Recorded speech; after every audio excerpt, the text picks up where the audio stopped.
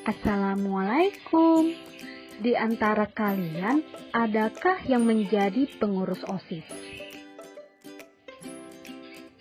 Sebuah organisasi pastilah memiliki struktur di dalamnya. Nah, begitu pula dengan teks cerpen, sama-sama memiliki struktur.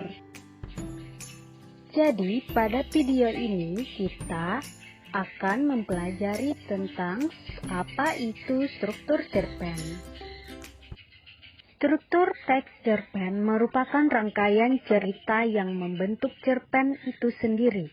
Dengan demikian, struktur cerpen dapat berupa jalan cerita yang berbentuk oleh hubungan sebab akibat ataupun secara kronologis. Cerpen memiliki 5 struktur, yaitu yang pertama pengenalan situasi cerita, yang kedua pengenalan peristiwa, yang ketiga menuju pada konflik, yang keempat puncak konflik, yang kelima penyelesaian atau koda.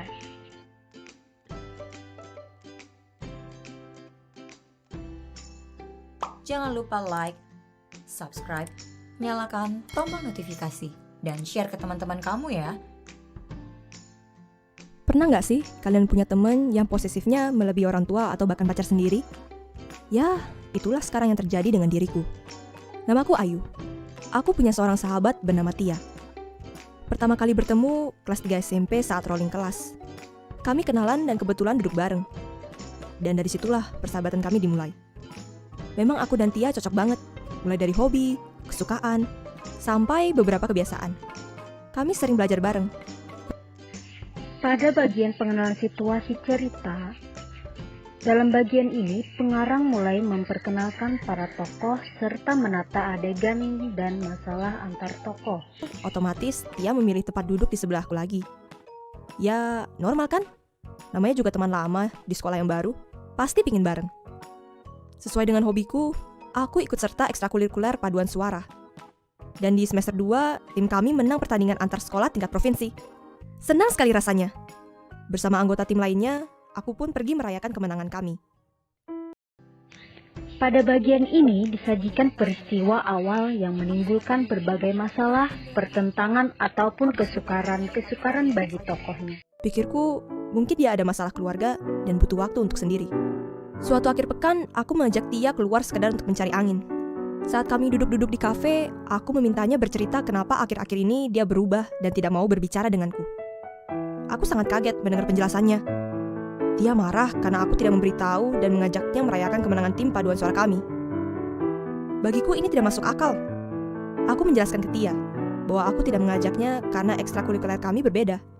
Dan itu hanya perayaan untuk anggota tim paduan suara saja. Aku meyakinkan Tia bahwa aku tidak melupakannya dan sama sekali tidak ada pikiran untuk mengucilkannya. Tia tersenyum. Pada bagian ini terjadi peningkatan kegembiraan, kehebohan, atau keterlibatan berbagai situasi yang menyebabkan bertambahnya kesukaran Suatu tokoh. hari, kelas kami dibagi untuk aktivitas kelompok study tour. Karena diputuskan dengan sistem undian, aku dan Tia masuk ke kelompok yang berbeda.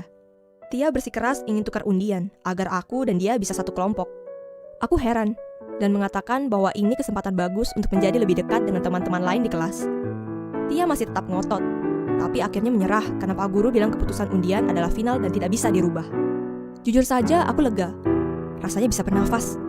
Namun sejak kejadian itu, aku mulai menyadari bahwa sikap Tia padaku ternyata tidak normal. Dia selalu minta ditemani kalau butuh ke kamar kecil. Makan siang mau selalu bersamaku. Pulang sekolah jika bisa selalu ikut nongkrong kemanapun aku pergi. Dan selalu agak mencibir jika aku bersemangat menceritakan teman yang baru aku kenal. Pernah aku sangat sibuk dengan kegiatan paduan suara dan urusan keluarga pada saat yang sama. Di kelas, aku hanya menyapa Tia singkat, karena terburu-buru harus pergi. Dan malam pun, aku tak sempat membalas chat atau teleponnya. Dia marah besar denganku. Bahkan sering menyindirku secara langsung, dan lewat akun sosmednya. Apa teman sejati datang saat butuh saja? Hah, sombongnya sekarang. Atau bahkan, sampai berlirik, kehadiranmu musiman seperti durian.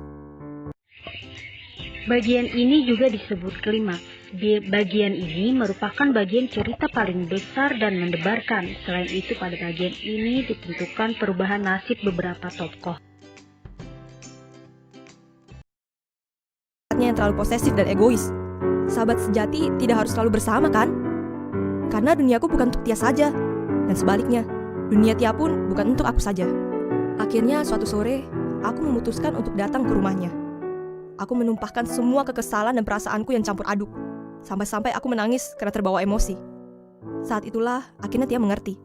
Dan setelah itu ikut menangis lama. Ia memelukku dan minta maaf. Malam itu kami bercerita, tertawa, dan ketiduran dengan mata yang bengkak. Banyak temanku bertanya, "Kenapa sih kamu gak tinggalin Tia aja?" Aku hanya tersenyum dan menjawab, "Aku percaya sahabat sejati akan selalu ada bersama kita. Tidak selalu dalam bentuk fisik. Teman yang baik tidak harus bertemu setiap hari, atau selalu hadir dan terlibat dalam momen-momen penting kita. Tentu saja ada kalanya dia absen, tapi sekalipun demikian, kita akan tetap merasakan dukungannya sekalipun jauh dan hanya melalui teks atau telepon. Seperti Tia yang selalu berada di sampingku. Bukan dengan cara meninggalkan teman untuk menghukum dan membuatnya sadar dan berubah, tapi ambillah tangannya dan tuntunlah dia. Berilah penjelasan agar perlahan dia mengerti. Sekarang, Tia sudah mau berubah dan mulai mengerti dengan waktu-waktu di mana kita perlu berdua, atau bergaul dengan teman-teman yang lain. Perlahan ia mulai jalan dengan teman-teman barunya, dan tentu aku tidak marah. Aku malah senang karena Tia bisa bersosialisasi dengan lingkungan baru. Sikap posesif Tia juga mulai menghilang. Memang butuh waktu dan tidak instan. Tapi yang terpenting, Tia mau berubah ke arah yang lebih baik. Kita mungkin mengenal istilah mantan pacar, tapi tidak ada istilah mantan sahabat dalam hidup ini. Persahabatan sejati tidaklah eksklusif, tetapi memberi ruang bagi orang lain untuk juga mengenal sahabatmu. Persahabatan itu menghormati privasi sahabat, dan tidak memaksanya untuk berbagi jika dia tidak nyaman, serta menyadari bahwa seorang sahabat adalah pribadi unik dengan keragaman yang tidak bisa kita seragamkan. Bagian ini merupakan bagian akhir dari sebuah cerpen. Bagian ini berisi penjelasan sikap atau nasib yang dialami tokohnya setelah mengalami peristiwa puncak itu. Nah, melalui video ini tentunya kalian paham tentang apa itu teks cerpen. Struktur cerpen terbagi menjadi 5. Yang pertama, ada pengenalan situasi cerita. Kedua, pengenalan peristiwa. Ketiga, menuju pada konflik. Keempat, puncak konflik. Yang kelima, penyelesaian atau koda. Mungkin itu tadi video dari saya mengenai struktur cerpen. Sampai jumpa di video berikutnya. Terima kasih.